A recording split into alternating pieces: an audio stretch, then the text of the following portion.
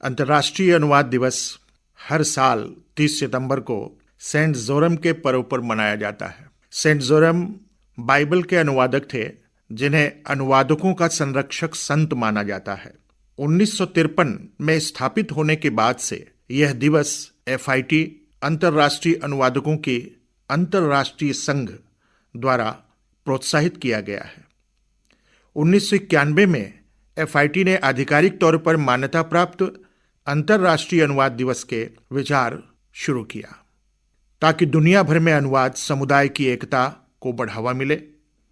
यह दिवस विभिन्न देशों में अनुवाद कार्य का महत्व प्रदर्शित करने के लिए मनाया जाता है। भूमंडलीकरण की प्रगति के युग में अनुवाद कार्य तेजी से बढ़ रहा है।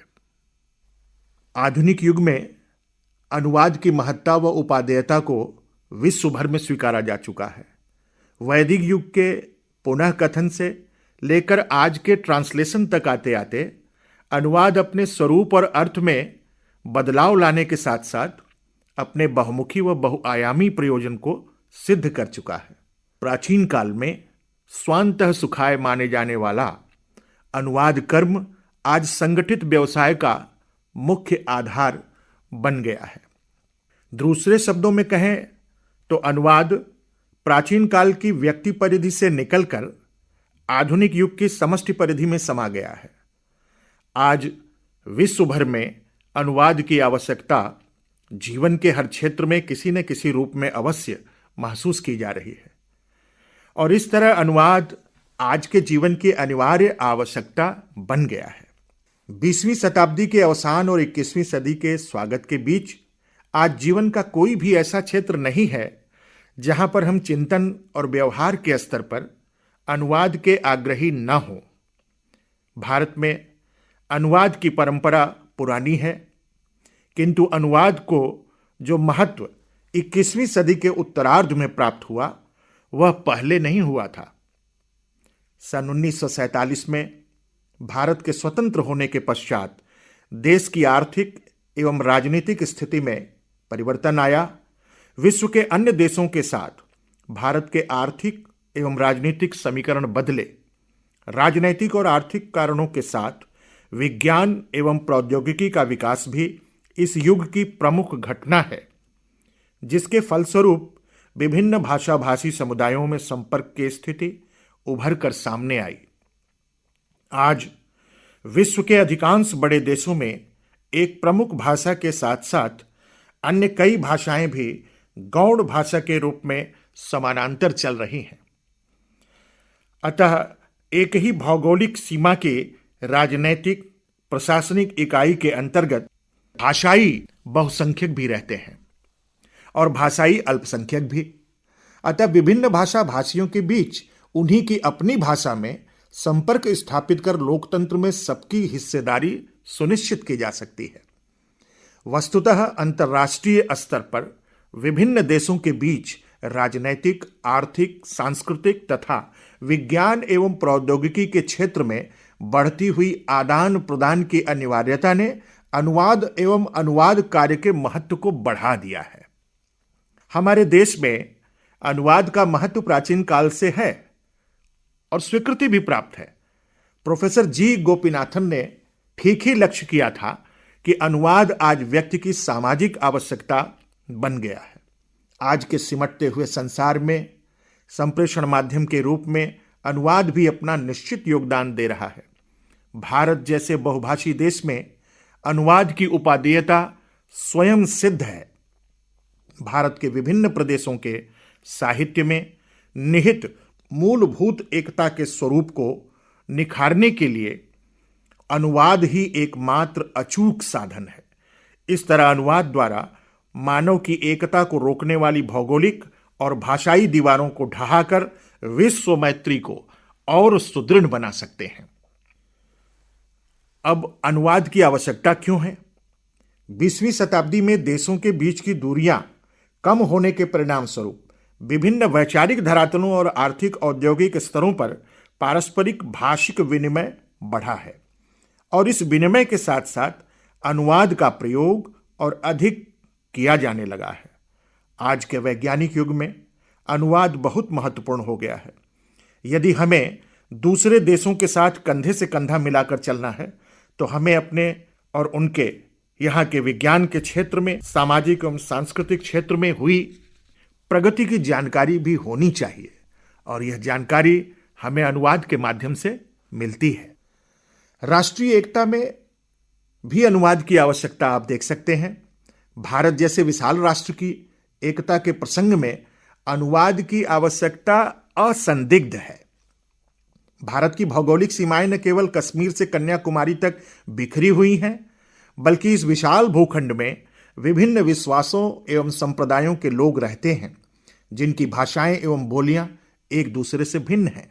भारत की अनेकता में एकता इन्हीं अर्थों में है कि विभिन्न भाषाओं, विभिन्न जातियों, विभिन्न संप्रदायों और विभिन्न विश्वासों के देश में भावात्मक एवं राष्ट्रीय एकता कहीं भी बाधित नहीं होती। एक समय में महाराष्ट्र का जो व्यक्ति सोचता है वही हिमाचल का निवासी भी चिंतन करता है।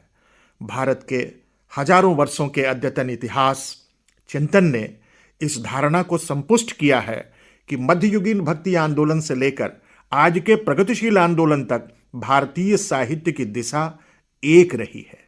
यह बात अनुवाद के द्वारा ही संभव हो सकी है कि जिस समय संत शिरोमणि गोस्वामी तुलसीदास जी राम के चरित्र पर महाकाव्य लिख रहे थे, हिंदी के समानांतर ओडिया में बलराम, बांग्ला में कृत्तिवास, तेलुगु में पोतना, तमिल में कंबन तथा हरियाणवी में अहमद बख्श अपने अपने साहित्य में राम के चरित्र को नया रूप दे रहे थे।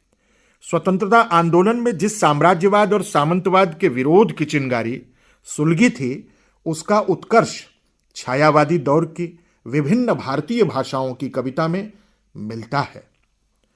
संस्कृति के विकास में अनुवाद की महती आवश्यकता है। दुनिया के जिन देशों में विभिन्न जातियों एवं संस्कृतियों का मिलन हुआ है, वहां सामासिक संस्कृति के निर्माण में अनुवाद की महत्वपूर्ण भूमिका रही है। अनुवाद की परंपरा के अध्ययन से पता चलता है कि ईसा के 300 वर्ष पूर्व रोमन लोगों का ग्रीक के लोगों से संपर्क हुआ, जिसके फलस्वरूप ग्रीक से लैटिन में अनुवाद हुए। इसी प्रकार 11वीं 12वीं शताब्दी में स्पेन के लोग इस्लाम के संपर्क में आए और बड़े पैमाने पर यूरोपीय भाषाओं में अरबी का अनुवाद हुआ। भारत में भी विभिन्न जातियों एवं विश्वासों के लोग आए। आज की भारतीय संस्कृति, जिसे हम सामासिक संस्कृति कहते हैं, उसके निर्माण में हजारों वर्षों के विभिन्न धर्मों, मतों एवं विश्वास की साधना छिपी हुई है।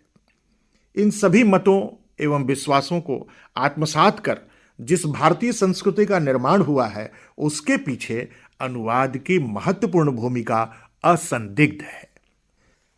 साहित्य के अध्ययन में अनुवाद का महत्व आज अत्यंत व्यापक हो गया है। साहित्य यदि जीवन और समाज के यथार्थ को प्रस्तुत करता है, तो विभिन्न भाषाओं के साहित्य के सामूहिक अध्ययन से किसी भी समाज, देश या विश्व की चिंतन धारा एवं संस्कृति की जानकारी भी मिलती है। अनुवाद का महत्व निम्नलिखित साहित्यों के अध्ययन में सर्वथा सहायक है। भारतीय साहित्य का अध्ययन, अंतर्राष्ट्रीय साहित्य का अध्ययन, तुलनात्मक साहित्य का अध्ययन, ये सभी साहित्य के अध्ययन में सहायता प्राप्त करेंगे। व्यवसाय के रूप में अनुवाद की आवश्यकता है। वर्तमान युग में अनुवाद ज्ञान की ऐसी शाखा के रूप में विकसित हुआ है जहां इज्जत, शोहरत एवं पैसा तीनों है। आज अनुवादक दूसरे दर्जे के साहित्यकार नहीं है, बल्कि उसकी अपनी मौलिक पहचान है। विज्ञान एवं प्रौद्योगिकी के क्षेत्र में तेजी से हुए विकास के साथ भारतीय परिदृश्य में कृषि, उद्योग, चिकित्सा, अभियांत्रिकी और व्यापार के क्षेत्र में क्रांतिकारी परिवर्तन हुआ है। इन क्षेत्रों में प्रयुक्त तकनीकी शब्दावली का भारतीयकरण कर इन्हें लोकोन्मुख करने में अनुवाद की महत्वपूर्ण भूमिका है। 20वीं शताब्दी का उत्तरार्ध रोजगार के क्षेत्र में अनुवाद को महत्वपूर्ण पद पर आसीन करता है। नव्यतम ज्ञान विज्ञान के क्षेत्रों में अनुवाद की आवश्यकता को नकारा नहीं जा सकता। संचार माध्यमों में गतिशीलता बढ़ाने का कार्य अनुवाद द्वारा ही संभव हो सका है। तथा गांव से लेकर महानगरों तक जो भी अद्यतन सूचनाएं हैं वे अनुवाद के माध्यम से एक साथ सभी तक पहुंच रही हैं।